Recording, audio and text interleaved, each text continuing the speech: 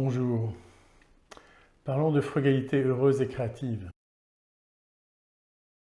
En fait, en moins de 100 ans, au XXe siècle, les humains ont détruit leur relation millénaire à la nature. Les bâtisseurs, à l'opposé de ce qui est leur raison d'être, c'est-à-dire de réaliser avec soin et avec sens l'abri de l'espèce humaine, ont gravement participé à la destruction planétaire. Trop de béton coulé, trop de climatisation, trop de démolition, trop de machines, trop pour toujours plus. Plus de mètres carrés, plus d'étages, plus vite, plus loin. Assumer la responsabilité des bâtisseurs modernistes réussit à désencombrer la voie ouverte vers le grand défi du XXIe siècle, garantir l'habitabilité de la Terre. Cette autre voie existe. Elle tient en un mot, frugalité. Elle est empruntée depuis des décennies par les bâtisseurs éco-responsables qui sont à la fois des précurseurs de la création et des transmetteurs de la tradition. Nous sommes des architectes, des urbanistes, des paysagistes, des constructeurs qui mettons en œuvre des techniques simples, robustes, des matériaux et produits sains au plus près des communautés. Il fallait rassembler cette troupe disséminée qui ignorait qu'elle était une multitude. Le récit de la frugalité l'a fait.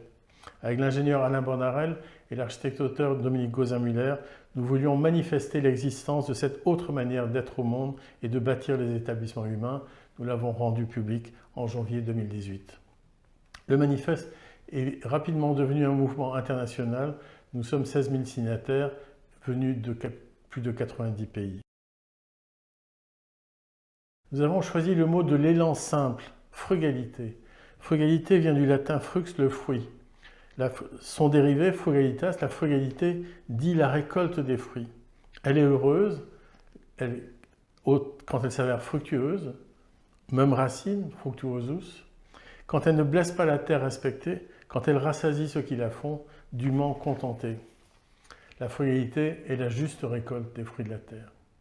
La voie à la frugalité contemporaine s'ouvre dans les années 1960-1970. Pour le Club de Rome, il ne peut pas y avoir une croissance infinie sur une terre finie sans dommages écologiques majeurs. Pour Jacques Ellul, la technologie ne résoudra pas les problèmes générés par elle. Et pour Ivan Illich, il ne faut pas confondre bonheur et abondance énergétique. 4 frugalités sont désormais requises sans possible choix entre l'une ou l'autre. La frugalité en ressources interroge le besoin d'utiliser ces ressources. Elle valorise ce qui est déjà là, les matériaux naturels, renouvelables, et elle pose la question essentielle, faut-il encore construire, faut-il encore démolir? La frugalité en technologie fait mieux avec moins. Elle promeut le right tech, une technique simple et son emploi judicieux avec le bon matériau en quantité précise dans le prix exact de l'économie locale. La frugalité en énergie réduit les besoins par un accompagnement des usages et une conception bioclimatique d'architecture performante vers une sobriété énergétique, vers plus de bien-être, y compris économique. La frugalité en territoire ménage plutôt qu'aménage. Elle en recherche l'autonomie au sens du bioterritoire. La frugalité est créative. Elle est à la fois une économie et une écologie. En grec, les jumelles oikos logos, écologie, et oikos nomos, économie, renvoient à l'ordre de la maison, de la famille patricienne à l'établissement humain. Bâtisseurs frugaux, nous prenons soin de ce qui est là, oikos logos. Nous le ménageons en faisant mieux avec moins, oikos nomos. La frugalité est aussi heureuse. Son souci pour les mondes habités rouvre les routes de la richesse profuse. Elle invente une fortune, comme on dit, découvre un trésor, ça déborde en fait. Les localités, les temporalités, les identités, les milieux, les territoires, les particularités, les spatialités, les quotidiennetés redeviennent les principes actifs du projet d'établissement humain. Il en bouillonne une profusion d'ambiance, de matérialité, de forme et d'architecture, d'urbanisme et de paysage, adaptés aux différentes sociétés, cultures et climats si variés. Avec ce feu d'artifice de diversité architecturale au plus près des réalités, la créativité frugale est véritablement une fête. La frugalité ravive aussi pléthore de moyens adaptés à toutes les circonstances. Dans la boîte à projet frugal, disposer les matières solides de l'architecture, locale, biosourcée, géosourcée et de réemploi. Ajouter celles fluides qui sont tout aussi locales, l'air, la chaleur, la lumière. N'oubliez pas les données de sol, de climat, de géographie. Liez le tout avec une approche bioclimatique et par les cultures, les us et coutumes, les savoir-faire et les envies de vivre des êtres et des sociétés concernées et vous n'aurez jamais 2 fois le même projet. Voilà donc le récit.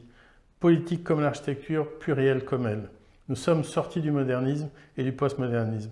L'ensemble des références se modifie.